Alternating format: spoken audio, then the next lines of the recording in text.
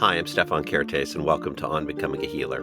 My co-host Saul Weiner and I recently got really curious about a rising number of videos, typically on YouTube, titled Why I Quit Medicine, or I Quit Medical School, or I Quit Forever. And reflecting on that, one video has over 15 million views. We're both still trying to make sense of it. Does it mean something only for the world of YouTube, or does it mean something that speaks to us in medicine or those of us who are trying to become doctors? Let me turn it over at this point to Saul Weiner and ask, why did you get interested in these videos, Saul? Well, Stefan, of course, we all know about the incredible problem of burnout, and we know that people in medicine are unhappy, they're suffering. Suicide rates among physicians are higher than the general population for both men and women. We know that it got worse apparently during the pandemic. We don't actually have data, as far as I know, on whether people are actually quitting at higher rates. We know from surveys that they say they plan to quit, which is not quite the same. Clearly, interest in going into the field of medicine is still very high. So it's not like it's not like it's a vanishing profession. But the pain is real. And these videos really cover the gamut.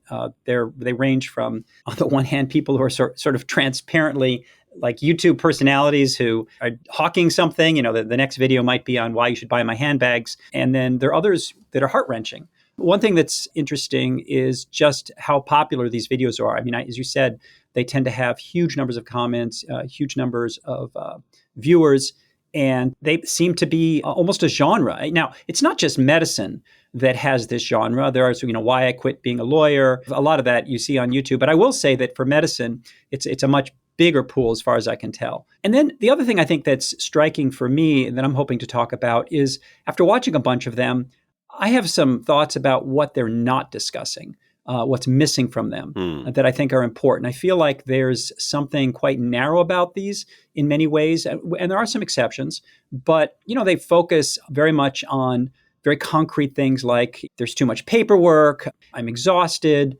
But what seems to be not talked about very much is the nature of their relationships with patients, the way in which medicine is ultimately, at least in my view, somewhat of a calling. I know that sounds corny, but that there's something about needing a group of people who are there for their fellow humans who are suffering and hurting. And that is something kind of special and unique. And while the system is all messed up and riven by profit, that's something worth fighting for. And that kind of conversation seems to be missing. There's a much more of a sort of passive sense of all this horrible stuff is being done to us. I got to leave. So I kind of wanted to reflect a little bit about what we're seeing from looking at these videos, but also talk a little bit about what we're not seeing, what seems to be missing from the discourse, from the conversation that at least I'm seeing on social media about, what's wrong with medicine. Before people assume that this is going to turn into just two Gen X physicians criticizing younger people who've put some things up on social media, I promise you it won't be that, because in watching many of these videos myself, I've often felt like the people who are speaking are wrestling with certain questions that are, to some extent, transcendent over time. Very often, the people making these videos are in their 20s and 30s, and they're asking, how do I decide what I want to be and what I want to do and who I want to be? And I think that's a universal question, and it doesn't end when you reach age 35 either. And I resonated in many ways, even when I realized I had made some very different choices with the kind of logic in these videos. I wonder if we could start off, Saul, with one that in many ways impressed both of us, which we know of as the Gooby and Dooby video. Yeah, I mean, I think in some ways that's an outlier. Gooby started out, and that's the pseudonym he uses, in April of 2024, with just these nature videos. He didn't show his face. They were just these beautiful scenes of somebody who you couldn't see carrying a camera in the wilderness, walking his very cute little dog, who he calls Doobie. And often he would set the camera down. There'd be nature scenes. We'd be watching a lake or river for up to 10 hours. Presumably he was camping, but you didn't know. It was kind of mysterious. And then about 4 or 5 months into doing this, with just a few hundred people watching, maybe 1,000 or so, he turned the camera around on himself and he said something like, I used to be a neurosurgeon. And looks like he's in his late 30s. And then he tells this extraordinary story about why he quit medicine. And it's poignant. And there's something raw and unedited about everything that he does. It's almost like he's thinking out loud while he's looking at the camera, almost unaware that it's there. and he talks in heartfelt ways about how he felt that what he was doing as a physician was not something he was comfortable with, that he felt like what he was doing with patients and to patients wasn't really what they needed for the most part. That Yeah. the whole system was corrupt and that he just couldn't do it. It's quite a powerful video. And then from then on, he's had a very large following. He has about 500,000 subscribers. But I would say he's more of an outlier. By the way, he's dropped enough hints that I've been able to figure out who he is. And I heard one other influencer who's also a neurosurgeon talk about how she doesn't know who he is, and he was an extremely good neurosurgeon. And Hmm. so anyway, so that's Gooby. Most of us think of neurosurgeons as people who operate on the brain, but actually they also operate on the back. He makes a big point about this because once he was in practice, a big part of what he did was talk to people who had back pain that wasn't getting better. And he would, do some diagnostic workup, start to do surgery on a number of these folks. And then some people, it seemed like they benefited or they needed that. He absolutely would agree that back surgery is sometimes necessary. He says that. And yet a fair number of people, things would get worse, 6 months after the surgery. And a reasonable number of people would contact him a few weeks before the surgery and say, I've kind of noticed that, my back doesn't bother me very much. I've made all these other changes in my life. I'm feeling better right now. Do you think I still need to have that operation? Of course, he would say no. And in his own exploration of people and how they recovered from pain, he came to find that a lot of things they did in their daily life, how they ate, their social life, how they took care of themselves, these were things that were really, really important. And a lot of what he was doing didn't seem to be too central to people's healing, with some notable exceptions. He always said there are exceptions. And it was draining on him because he said it's great to tell somebody they don't need surgery. And yet at the same time, it's a big problem for the healthcare system in which you work. When you set up to operate, that's a revenue unit and it punishes the practice and the hospital and everybody else when those surgeries don't get done. And as he's working, he apparently gained, he said 30 or 40 pounds.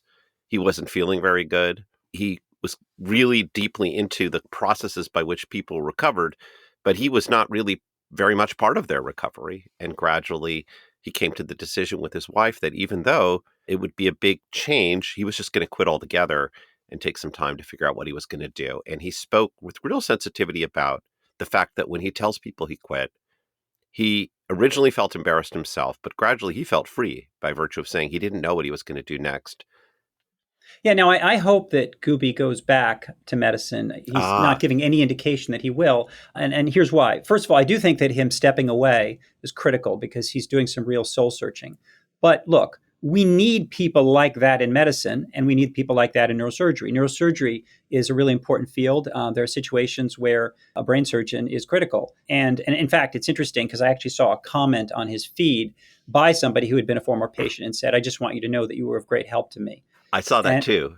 yeah, and so I think that here, and this is again, it's not something he's talked about. I don't think he can return to medicine and do the right thing and still earn what a neurosurgeon currently gets. And he doesn't say what he earned, but it's a lot. And I think that's a kind of golden handcuffs. If you're going to make that kind of money, you have to generate a lot of money. And you're in a system that is basically holding you to account. And the hospital wants to make even more money. And so once you step on that treadmill, which is hard to get off because, as I said, you're making a lot of money. You have to be a machine. You have to operate and operate and operate. And you and I did another episode recently where we talked about how much in orthopedics, as an example, is proven to be ineffective and even harmful and is still being done and is in fact being done more and more.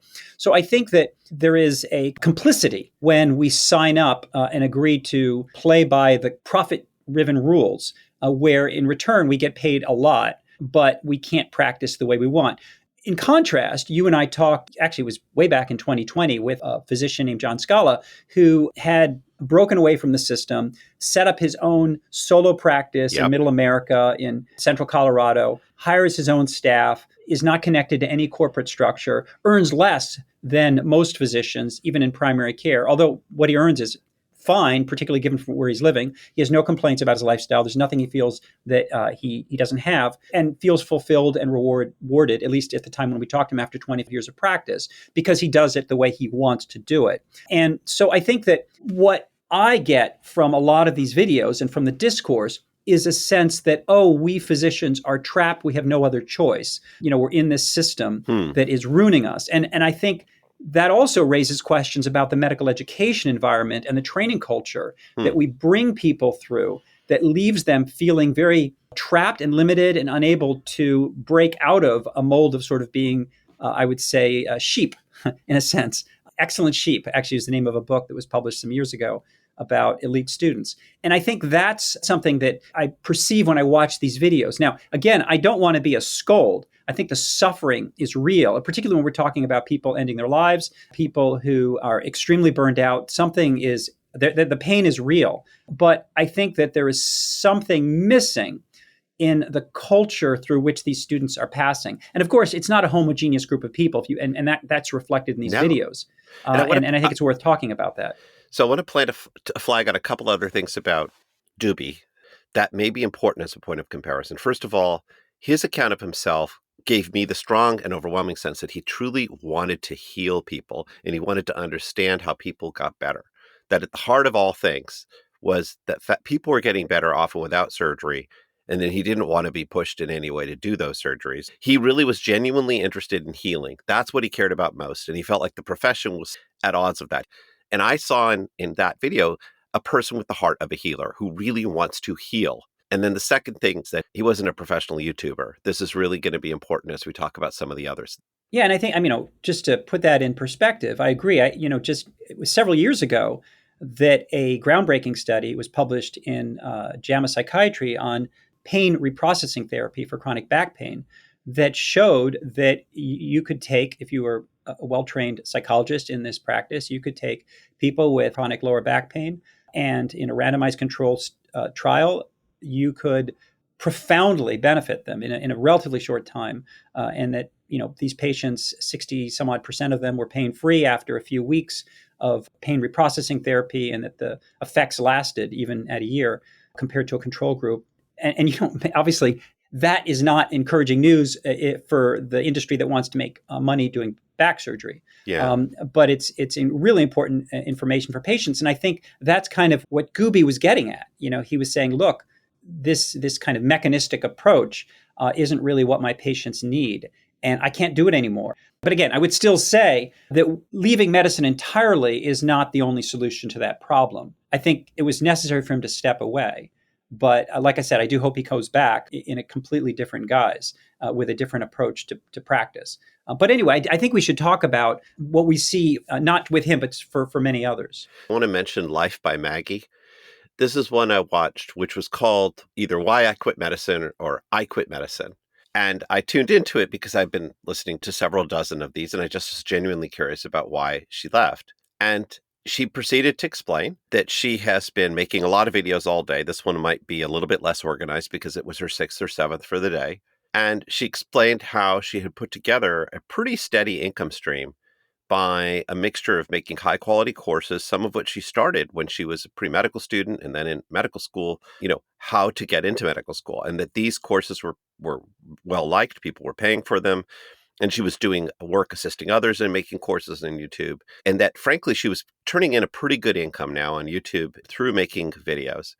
And I realized maybe about 2/3 of the way through that I actually had never heard as to why she quit medicine. Like it wasn't even about medicine. It was about the fact that she was making a good living as a video producer for YouTube. So that was a very different picture. A meaningful percentage of people are deciding between medicine and something else. If you're thinking about three different jobs and you try two out and you choose one of them, is there anything wrong with that? No, many of the videos are people who basically just don't like what they discovered when they got into residency. Hmm. So they talked about how they were gunners all their lives. They wanted to be a doctor from a young age. They always tried to be the best in school. They broke their back as pre-meds to get the top scores. Once they got into medical school, they discovered that, to get into the top specialties, it's not good enough to just get great grades. You also have to do a lot of research. And so they did that too, and they cut out their social life, and they watched all their friends outside of medicine, making a good living. These were folks in banking, and they felt kind of envious. And then finally, they got to where they wanted to be, which might be, I don't know, orthopedics or dermatology or whatever it is.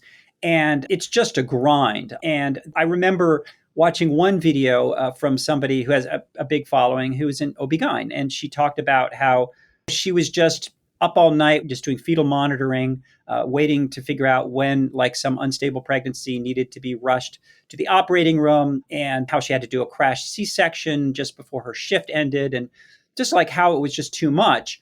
And I'm watching that and saying, I get it, but at the same time, think about what she's doing for these women who are coming in to have the most important thing happen in their life, which is to bring a new child into the world. And they depend on people like her who have expertise and who are able to monitor moment by moment what's going on. Someone has to do that. And you can intervene with great skill and timeliness. And that's the wonder of medicine. And somehow she, because she's sort of in the middle of it, has kind of lost that sense and just sees it as a grind. And to me, I get it. When I was a resident, I remember the only thing that gave me joy was reducing the size of my service at Yes. times. I was just like, oh, thank God that person got discharged or went to the ICU or I must admit died. And that's what happens when you're in that kind of environment. Right. The mill But takes over. You are in a mill, and the incentives of the mill come to govern your consciousness. When you discharge all your patients and you don't have to come in the next day, at least in my era, that was called winning the game. Yeah, in fact, we actually went to a baseball game once when that happened. Only happened once in fourth year, but we went to a White Sox game. It was kind of Oh, a I'm sorry, it's the miracle. White Sox. Yeah, well, in some ways, it's the job of people like you and me who have the great privilege of being out of that experience. We're way past residency to talk about the big picture, to talk about the fact that there is something sacred and important in every society. We have to have healers. We have to have people who are there when you are in pain, when you're suffering, when you're delivering a difficult pregnancy, when you've been diagnosed with cancer. And I think also medical educators, so much of the emphasis is it just reinforces the efficient task completer mindset that we've talked about. Whereas I think that there has to be a real shift towards relationship centered training. That really everything about being a good doctor is about the relationship that you have with your patient. And the only way to give young physicians the tools to do that is through the relationship that we have with them. So much of the emphasis is on that craziness that some of Hmm. these residents talk about, where it's all about killing yourself to get top scores on the USMLE exam and pile on top of that the research projects and so forth. And they become fearful. No, I hear you because we all know the ways in which we respond to incentives, and we all watch people respond to incentives. And so there's an element of truth there.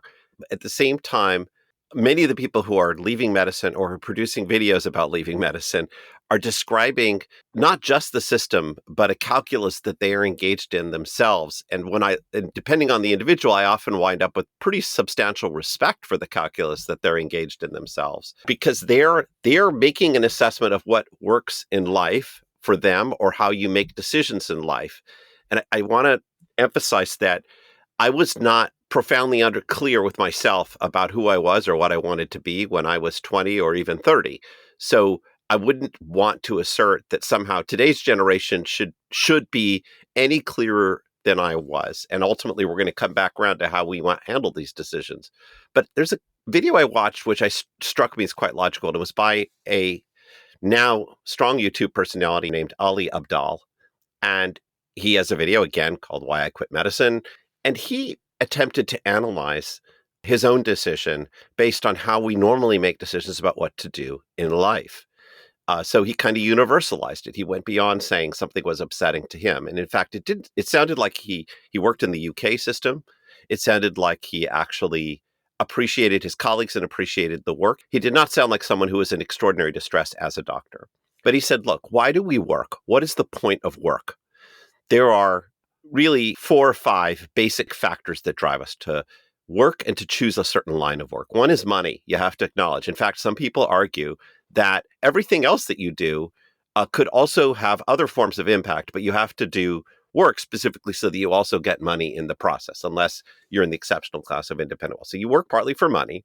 He says the other reason people normally would decide about work is for fun. It doesn't need to necessarily be fun in the moment of, ha ha, this is the funnest thing I've ever did. He uses the word fun. It could be pleasure. It could be enjoyment. The third he puts on the list as operational for many people making a decision, and certainly for him, is helping people. What does it mean to help people? Helping people overlaps with his fourth, which is purpose and meaning. He understands that every person finds purpose and meaning in a distinct way, but helping people is a big one. And he layers into that one very closely because he makes the following case about what was happening for him. He clearly had been making YouTube videos throughout his medical training. He was already had a following of sorts. He was probably gaining revenue, it sounded like. And he said, look, you can help people by doing a task for a person in front of you. You can also help people in some larger plane of activity. The most extreme example he would give is a stockbroker or a financier who says, I go to volunteer at the homeless soup kitchen once a month because I really like to help people. And the other times of my day, I am making oodles of money, millions and millions of dollars. And his point to the financier would be, you could do a lot more help simply by taking a percentage of the income that you're making and donating it to that exact organization that feeds people so they could hire a whole bunch of people and give out a whole bunch more food. Like if helping people is a goal, you can do more of that and do it more effectively by just taking the money you're making and doing it. Helping people also has an element that related in his talk to purpose and meaning. And the question there is, who am I to be doing this particular form of helping? And his assessment is, essentially, what would happen if I was not the one to be doing it? And he said, look, I was a doctor. I liked being a doctor. I liked the people around me.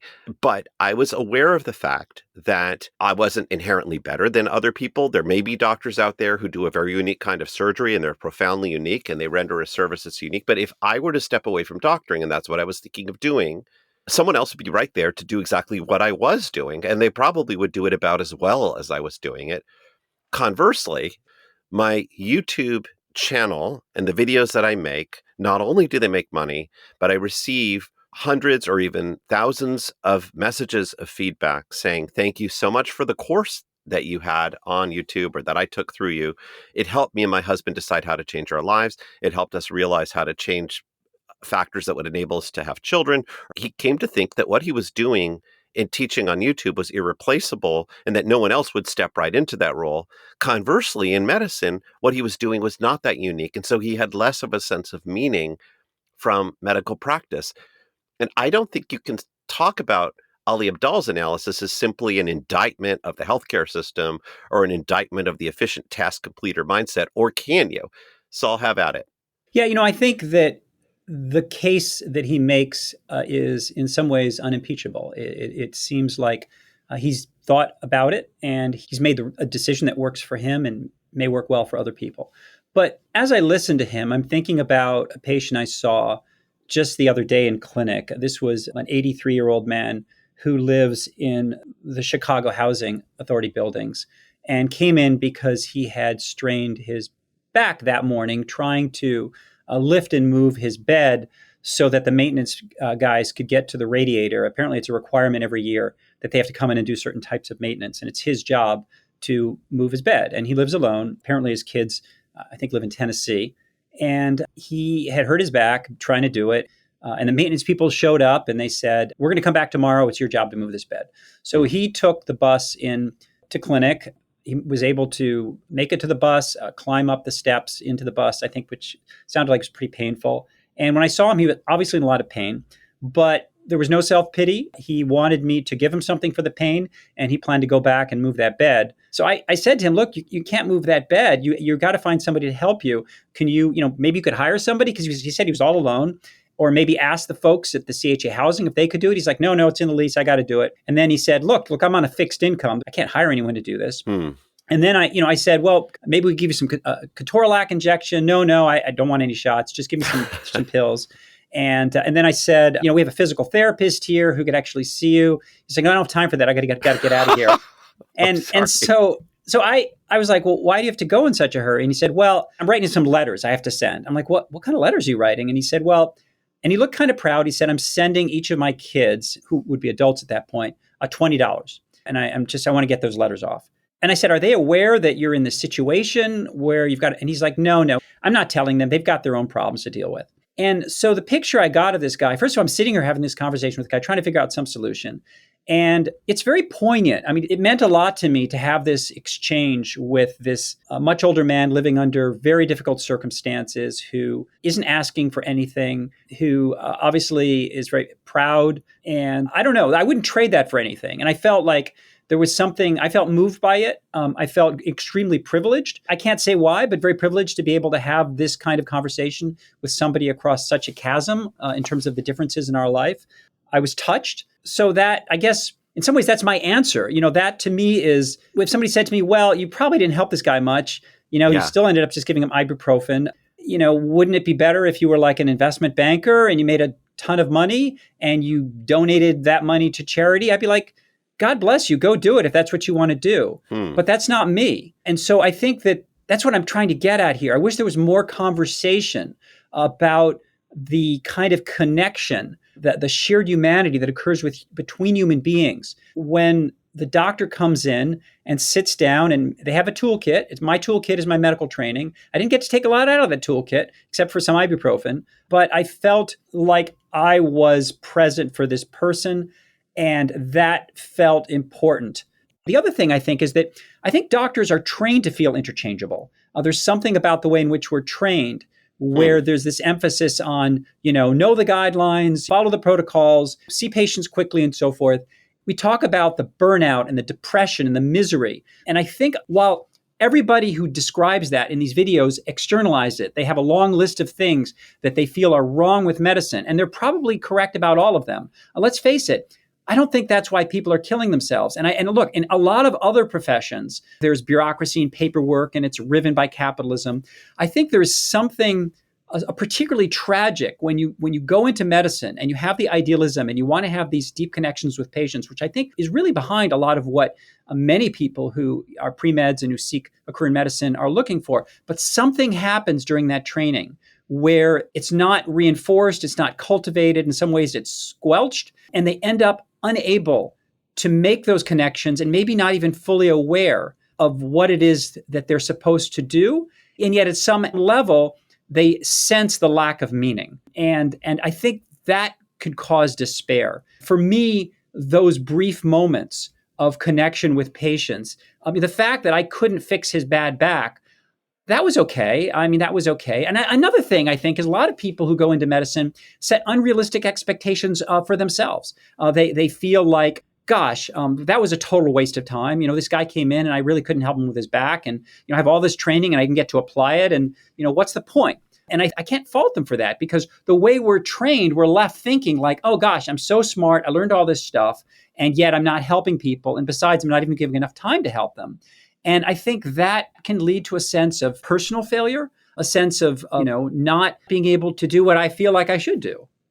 Well, your storyline about this gentleman who you may or may not have helped, but where you felt very privileged to be present in that conversation, kind of underscores one of the key points here is when we talk about medicine as a profession, we do talk about it as a helping profession, and the discussion is about the helping of the people in front of us. In fact, that's crucial. That it's a sine qua non, and that's part of why Dr. Gooby, if we want to call him that, is so distressed, because he's not clear that he's actually helping people. In fact, he might be harming them with the things he does. So helping is absolutely key. But the thing that is not clearly stated usually is that this helping activity has to feel meaningful and important to you as a human being.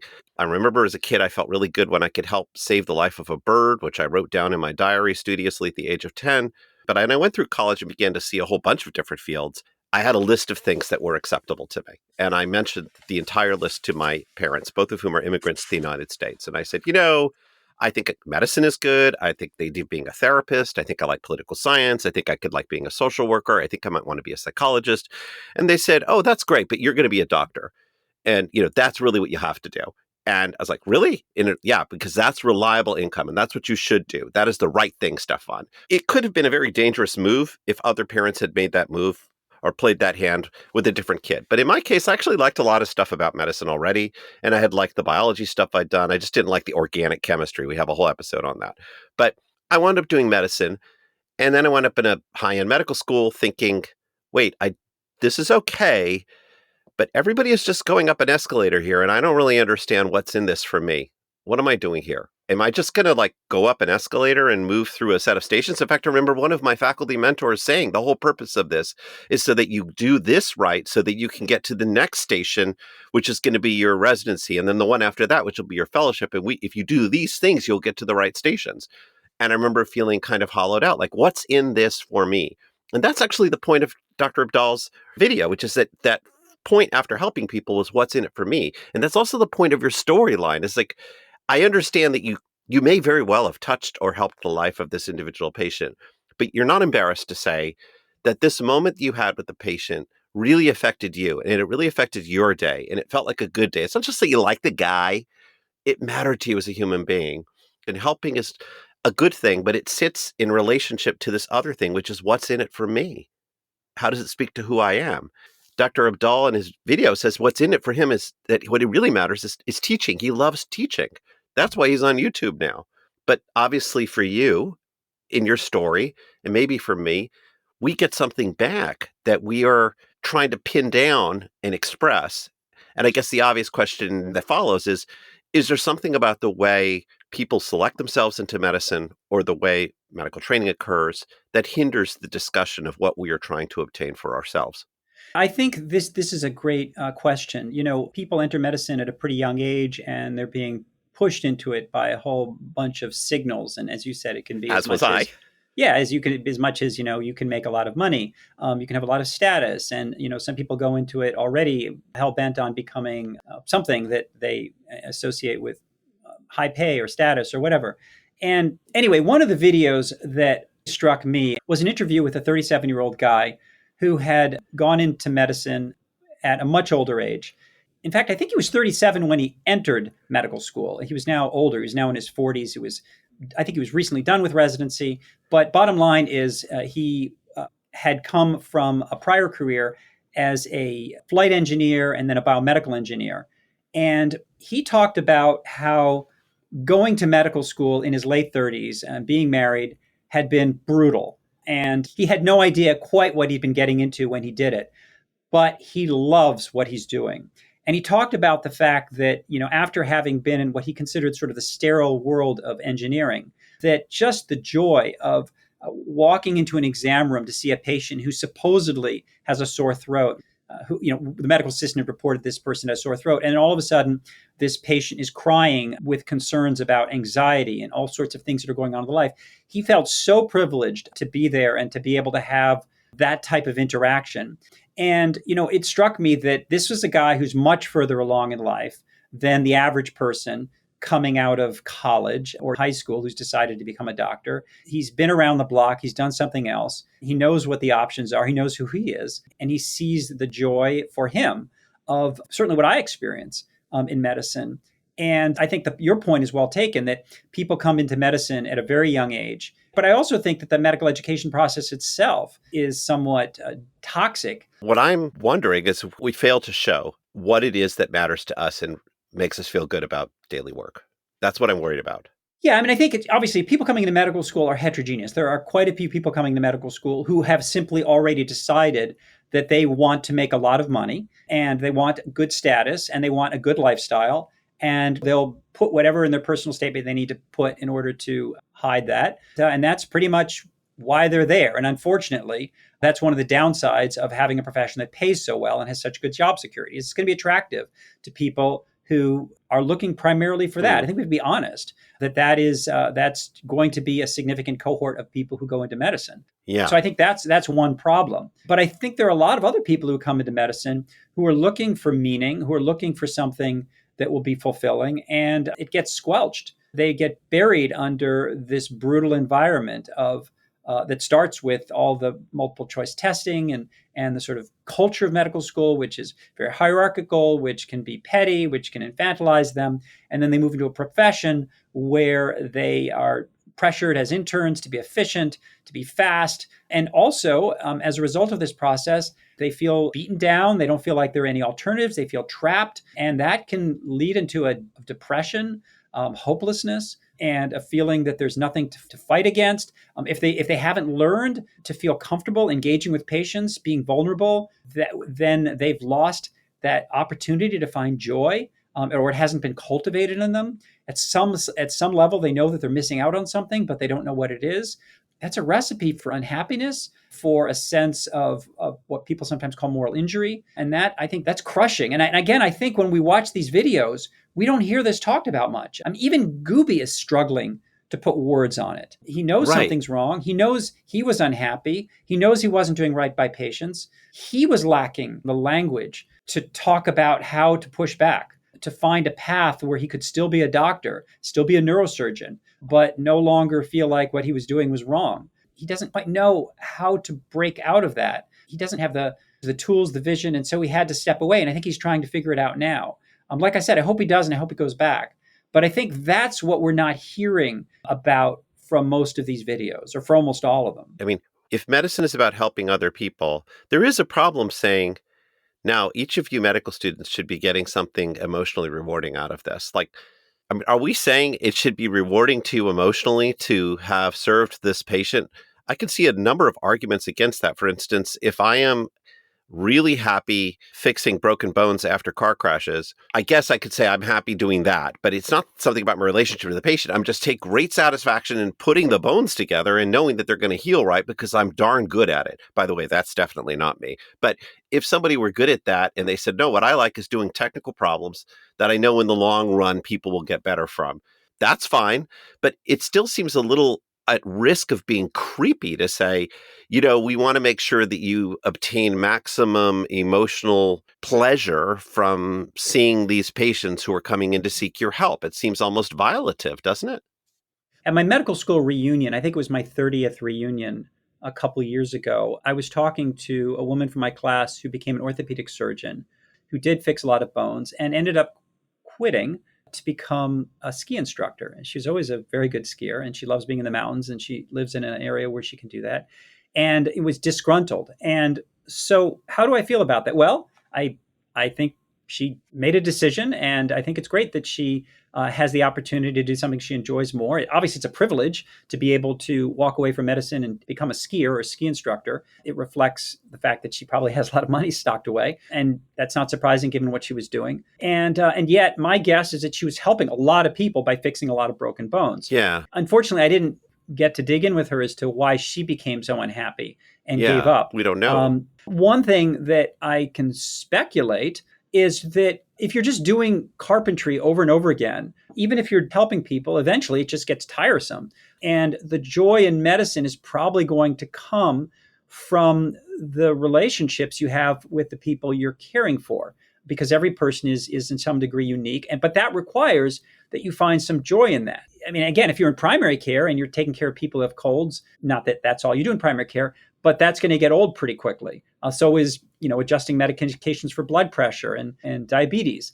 But if you're getting to connect with people so that they can share with you things that they may not necessarily be comfortable talking about with other people, I don't know. I feel like there's something sacred about that. And I think that the ability to do that, the desire to do that, is something that I think has to be reinforced and cultivated through medicine and through medical training. And I do think that we push people in the opposite direction with all those multiple choice tests and that kind of gunner mindset that sort of sets them up for ultimately burnout and disillusionment, even if they're doing something that is extremely helpful and requires great skill for the people who they're taking care of. I think there is something fundamentally necessary about saying, when you do this work, it will be hard. When you do this work, you'll make sacrifices. But when you do this work, it is going to be important to ask you yourself, and we need to help discuss it.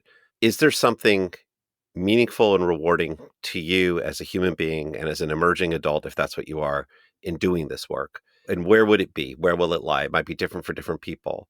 We all go through, to some extent, stages of becoming a person. Somewhere in our teens and 20s, we're trying to figure out who we are in relationship to other people, what we can be and do that will make sense to us, and whether we'll be one who forms intimate relationships or who does not. But there's a problem to be solved about who am I?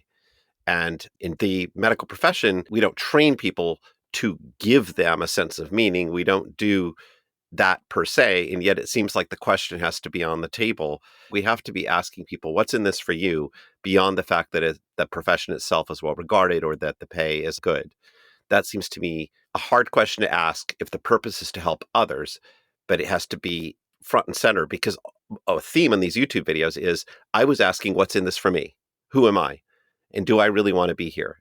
Yeah, I mean, I think one thing that we have to emphasize, otherwise I think we just sound like scolds, Yes, I'm is worried. that I think a lot of a lot of the complaints are entirely legitimate. Physicians and particularly trainees, but physicians in general are often exhausted. They are put in situations where they're expected to do things that are impossible given the Yeah. time that they're allocated, and so they're not only exhausted, but they're often put in situations that are unrealistic, where they can't practice medicine with that they feel is safe, that they feel is standard of care.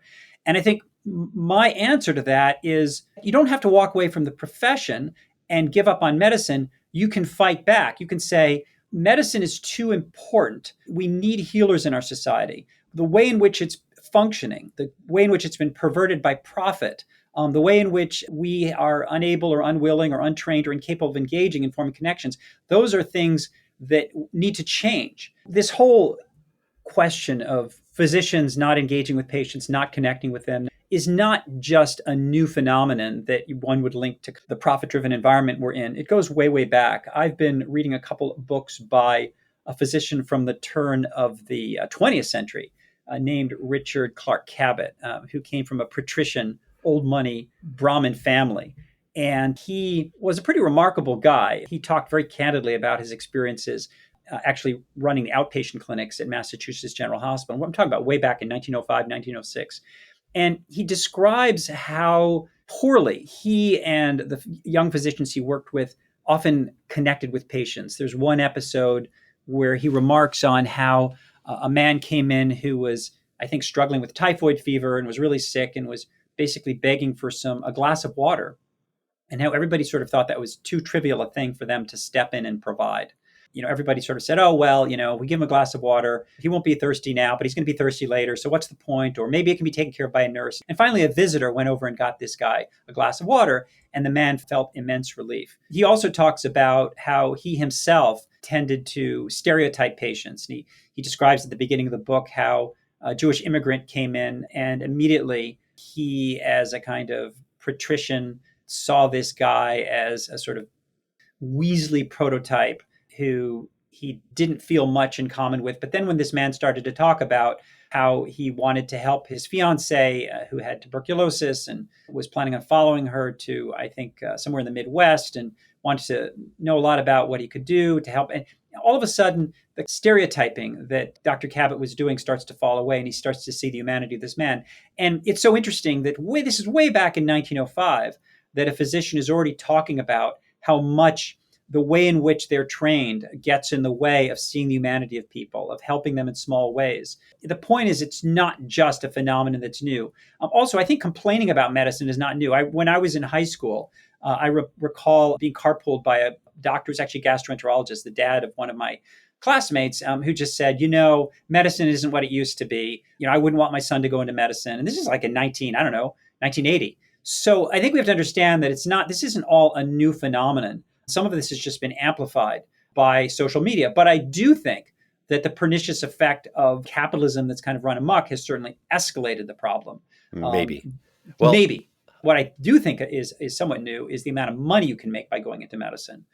in the And US, in the U.S., exactly. I mean, can we linger for a moment over the fact that you and I both watched a fair number of videos from the UK? Yes. I do think that's important. Like, so a meaningful percentage of the videos that just came up on search were from junior doctors, as they say, junior doctors in the NHS. And I remember, I remember one in particular where what was describing her passion for trying to do a good job for her patients and being overwhelmed by the sheer impossibility of doing it.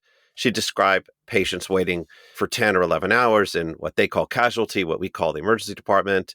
She described being on duty with nurses coming up to her, asking her to answer for and fix things immediately while she is weeping uncontrollably behind her mask. And while she's crying because of the stress that she might do harm, people are saying, you've got to solve this now. You have to do this for me now. And she just couldn't hack it. And I've read enough from the UK to know that there are aspects of the National Health Service that are in deep trouble owing to a shortage of resources. I don't know exactly how to analyze that, but it could be that there's a meaningful percentage of folks, at least in the UK, who are not in the situation of making oodles of money. They're in situations where they can't do a good job because it's resourced wrongly. Yeah, I think I'm glad you brought that up. I think the NHS, and again, I'm not an expert on the NHS, but just from watching a bunch of these videos, I really got a strong sense that the NHS is just grossly underfunded. I remember in one video, an inpatient doctor was talking about the fact that 5 of them had to share one computer to write notes on patients, and it was making it very difficult to do their jobs. And what was really pointed to me is this, with no irony, she said, I realize it's too much to ask that we should have more than one computer, but could we somehow work out a better schedule? And I was just like, oh my God, like that's the kind of deprivation that they're experiencing, where they think that having like more than one computer for 5 doctors is unreasonable and like too much to ask. And we don't have that in this country, as far as I can tell, for the vast majority of Yeah. places where people work. And and just having to see patients extremely quickly, I think that they were describing a situation that felt intolerable, where they were just being asked to do things that were completely unreasonable, and they were exhausted and they didn't feel like what they were doing is safe. And so that's why I feel like, in my view, we have to sort of acknowledge 2 things. One is a lot of what's on these videos is important and real. And that, I think, has to do with the system in which physicians are operating, where it can be miserable, can be exhausting. They're being asked to do things that are unreasonable, where they don't feel like they can practice medicine safely. I think that's the obvious message that one gets from watching these videos. I think the other side of it that I would like to emphasize is that medicine is too important to give up on, and that there is great joy and meaning and nourishment that can come from allying oneself with patients, and from recognizing that there can be, again, great meaning and great joy from the privilege of getting to have meaningful engagement, the kind you would never have, sort of the opposite of the cocktail party, if you want to think of the other extreme, with one person after another who often is hungry to be able to talk about things that they can't share with others. And that I think there's a paucity of both reflecting on that across these videos. And I think that there's a paucity within the whole training environment in talking about that and preparing people to be the kind of individual who can be genuinely present for people in a way that doesn't feel exhausting, but feels nourishing. And that's what I hope we can contribute with this conversation, which I think is necessary because what we're seeing on YouTube is just, it's missing that. It's too narrow. My take home point that I'd like to emphasize, and I agree with what you said, but I would emphasize that the implicit in those YouTube videos is a question, which I think isn't always said explicitly, but sometimes is, which is, how is this going to be meaningful for me? And that's the right question. That's the right place to start when you're at a place in your life where you don't yet know who you are or what you are going to be for the long term. How is this going to be meaningful for me?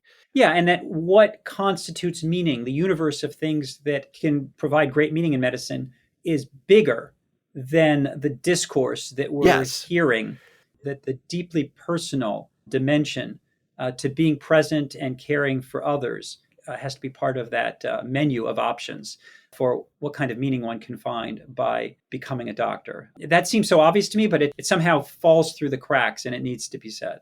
I'd like to offer a paraphrase of a quote from Viktor Frankl that I know has played a role for some people who've read him. The quote is, "You are unique, and no one in the world has your unique tasks to fulfill except for you."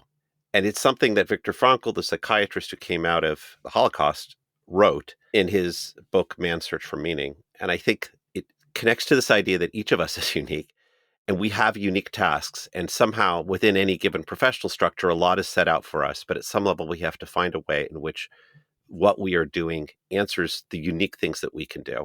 And I just wish that people will have support and running room to find that out within medicine.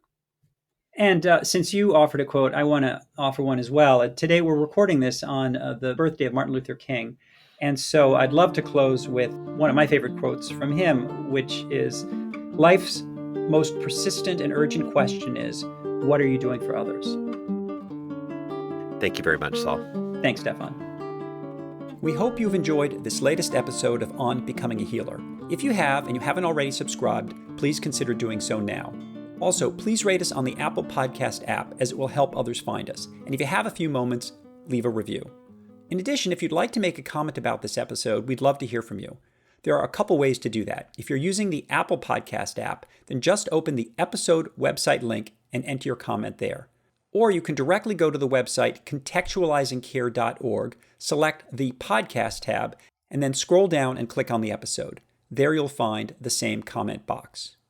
Finally, you can always reach us at onbecomingahealer@gmail.com.